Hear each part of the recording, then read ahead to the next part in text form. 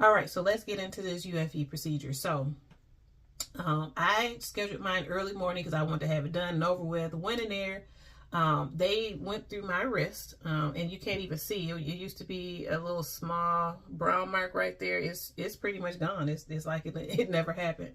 But they went through my wrist, and what they do is they insert tiny particles through a tiny tube. So they stick a tiny tube down through your artery, and they insert tiny particles into your artery to stop the blood supply, stop the blood flow to your fibroids. So they're trying to stop the blood from flowing into your fibroids, and that eventually will cause them to shrink and die.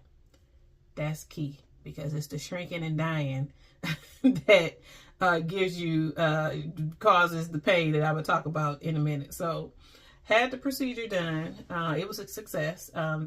They have to monitor you if you don't stay the night. Now, I would recommend for any woman who has the opportunity, please stay the night. I wish I had thought about this and known this, because I think it probably would make for an easier first night. I didn't. Everything seemed to be fine with me. So they want to make sure that you can go to the bathroom. I was able to go to the bathroom. I was able to hold liquids down. Didn't have any issues. So everything was great. I wasn't feeling sick. I wasn't feeling any pain. The procedure itself, they did like a light sedation, and so I felt great. I was relaxed. I love the sedation, right? I wasn't out of it, but I was aware of what was going on, but I wasn't asleep, right? So doctor was really nice. I knew everything that was happening. I felt very comfortable and relaxed. Everything was good, you know. I was like, oh, I should have did this a long time ago. So the doctor comes to check on me afterwards, and he's excited to hear that everything went well. He believes this was a success, and he could see that I was feeling good, so he was happy about that. But he said, you know, just want to let you know, I'm happy you're feeling well, but just FYI, you probably will experience some type of nausea, and you will have some pain. Okay. This seemed easy enough. I could do a little bit of pain, right? But in my head, I'm thinking, probably going to be good, because y'all was saying everybody else was having all these issues using the bathroom and all this other stuff. I'm doing fine. So in my head, I'm thinking, oh, this easy peasy. So they released me after so long, riding home with my husband. And I never get sick, y'all. I'm riding in the car with my husband, and I'm so comfortable. I pushed the seat back. I laid back. That was the worst thing I could have done. I felt so nauseous. I just have never felt like that before, right? Now, even that wasn't that big of a deal. Like, but it was a horrible feeling, because I hate feeling sick.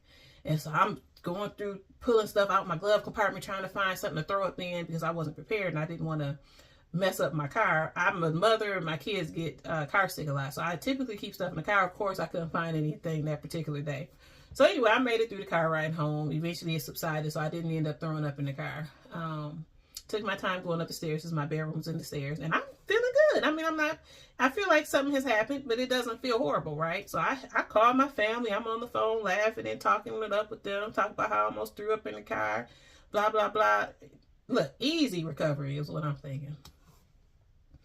Now, before I get into this, I just want to say I'm not trying to scare anybody. The reason I'm about to tell y'all exactly what happened with me is because I didn't know, and I feel like had I known, I could have prepared myself better for the amount of pain I was going to experience. It was one young lady, and I'm going to try to find her video, and I'm going to link it in this video if I can find it. If I hadn't found her video, I don't know if I could have survived, y'all. Because I was able to find her video, she made me feel a little more calm, and I knew I wasn't dying because somebody else was experiencing this. So thank you to that young lady, and that's why I said I was going to do one once I fully recovered and everything. Also, I ended up going to some chat groups, and I did find some women that were like explaining all the pain and all of this. And I was like, okay, all right, this is normal. It still was painful, but at least mentally I could try to figure out how to deal with it. Okay, so let me get into it. So that night I started feeling some pain, and it was a little slowly building up. And so I had like 6, 7 different medications. Again, I think I took a picture of those medications. So I'm going to just so you can see how the amount that I was taking. I'm going to try to put a picture of that if I can find it. I say that to say I'm taking enough pain medications. I had about, I want to say 2 or 3 different pain medications. And then I had something for nausea, something for bowel movements. I had a lot of stuff. I'm thinking I'm good. So a little pain that was coming, I'm like, okay, it must just be because, you know, whatever they gave me at the hospital is wearing off. The other stuff is going to kick in. I'm be good. I was wrong, y'all. I proceeded to not be able to sleep for 5 days after that procedure. that first night was horrible. I couldn't lay down. It was this type of pain. And again, not trying to scare you, but I'm just trying to keep it real. So if you go through this, which I hope you do, because I would do it again. Let me tell you, if I had to do it all over again, I would. My life has completely changed. My quality of life has completely changed. And if I just have to suffer for 5, 6, 7 days to get to where I am now, I could do it. I just wish I knew about it, because my doctor, he told me it might be a little something. I love the man. He was really nice and did a great job. He should have flat out told me the type of pain that I could have experienced. And they probably don't, because they don't want to scare people. I'm going to tell you, because I think preparation is key. You need to know what you're getting into. So this type of pain, I've had 2 C-sections. My first child, I was trying to have him naturally. So I experienced contractions, and those contractions are no joke. I know some people don't have heavy contractions. I did. They were very painful. But again, I felt like because I knew that was going to happen, I could handle it. This is like contractions on steroids. This is the worst type of pain I have ever felt in my life. It's an eternal pain that you can't do nothing about. And you can't get comfortable. It doesn't stop. It's constant. And it's a slow ache and a slow buildup. It's just constant and steady. And it feels like somebody is literally torturing you. I can't even describe the type of pain because it's undescribable. You can't describe it.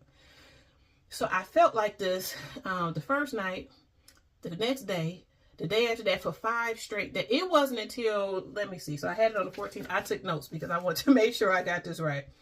It wasn't until the 19th. So I had the procedure done on the 14th. On the 19th, and see, this is me torturing myself. I should have called sooner. But on the 19th, I finally called my doctor and I said, something ain't right. I don't know if something is wrong, but y'all need to be able to give me something else. And they had me on some heavy medications. I'm going to list them. But they had me on some of them top of the line medications. It wasn't working. And so I told them this.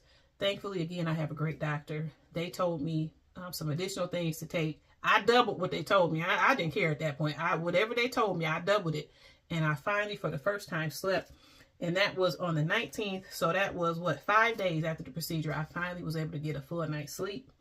The next day after that, I finally felt like myself. So I feel like had I not taken that medication, I would have made it to the next day and been feeling better still. But I'm glad I was able to sleep through that night. So the next day I started feeling like myself. I was a little more gassy. But the pain wasn't constant, because prior to that, it was constant. Well, on the 20th, it wasn't constant. It would come and go. It would come. So I could tell it was getting better, and it wasn't as severe. It was more manageable, although still very painful. And then on the 22nd, I was completely off the medication, completely done with everything. So it took from the 14th of August to the 22nd for me to completely be done with all medication, completely no pain. Also, as it relates to bleeding, you will experience some bleeding with the embolization. I had spotting, let me see, on the 16th. So 2 days after the procedure, that's when I started experiencing some spotting. The spotting wasn't a big deal. I can deal with that. I had periods that were so heavy, I ain't gonna even get into it, but they were severely heavy. So a little bit of spotting wasn't a big deal for me. I hated losing any type of blood though, because I had so much blood loss. Anytime I see blood, I get nervous because I know that means iron loss. But again, it was very minimal. The big thing here is the pain. So the point of this procedure is to shrink and kill your fibroids. So that's the pain that you're experiencing. That means it's working. I hate to say it, but the one thing you can be excited about the pain, or, make yourself get through it, is that if you're feeling that extreme pain, it means the process is working. Those fibroids are dying, they're shrinking off, and that's what you want. And so that's what I tried to start telling myself as I was reading more. But I'm telling you, if not for Google, not for these YouTube videos and these women telling their stories, mentally, I wouldn't have been able to make it through that. Like, I literally felt like I was going crazy. It was extremely, extremely painful. Having said that, ladies, please do it. If you are suffering from fibroids and heavy bleeding, and your doctor has cleared you for uterine fibroid embolization, do it. Y'all, I couldn't walk that good. I mean, I could walk. I hate saying I couldn't walk because people think I could walk, but I literally was breathing heavy walking around. I literally was laying around the house all the time. I was tired. I didn't want to do anything. I had no energy. I thought it was because of the weight gain that I had. I thought I was beating up on myself so bad, just thinking, man, I can't believe I've gotten this lazy. Even thinking about this is about to bring tears to my eyes because, oh Lord, I was so disappointed in myself because I was no longer the person that I used to be. And I knew people were seeing this. I was gaining weight. I didn't have energy for anything. I was not the Sabrina that I know I am. And I thought it was because of me. I didn't know that I had low iron. Oh, excuse me, y'all. I did not plan to be crying on this video. I didn't know that my iron was so low. I could have died. I literally could have died. And I didn't know that. So I thank God that I discovered this embolization. Just a minute. Let me get myself together. Whew, okay, I'm back. I thank God I discovered this embolization. And I just want to tell whatever woman out there that's suffering right now, go see a doctor. You are beautiful the way you are. You are loved. And you will be okay, but you have to prioritize your health. I was not prioritizing my health. I was prioritizing my kids' health. I was making sure my family and my household had everything that they needed. And I was not prioritizing Sabrina.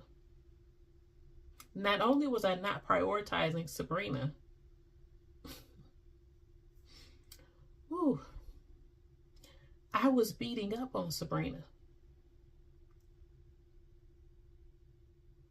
I was embarrassed to be in my skin because I didn't recognize the person that was looking back at me.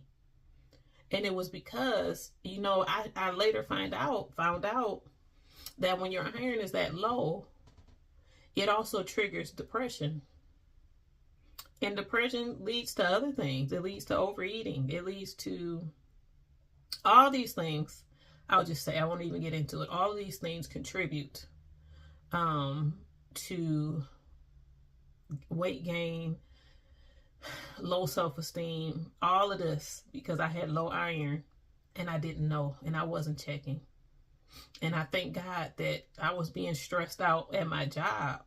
Let me tell you, sometimes God will allow things to happen as a wake-up call to get you on track, on the path that he wants you on, and to possibly save your life, because that's what happened in my case.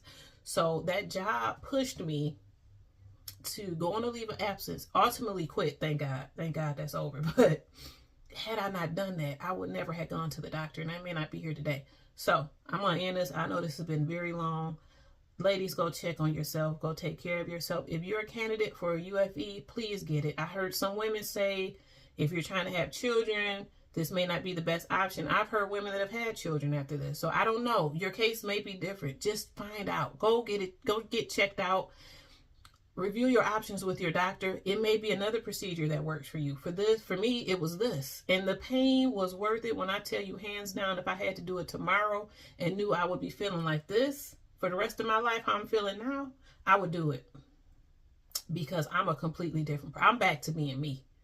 And I'm so excited about that. I'm so excited about life and where things are going. And I'm so excited to be able to help somebody else who is struggling. Because I remember when it was me. I'm done. Listen, drop any comments, any questions you have. I'm not a doctor. I can only tell you my experience. I wish you all many blessings, the best of luck. And I pray that if you're suffering from iron deficiency, that you find a solution that works for you.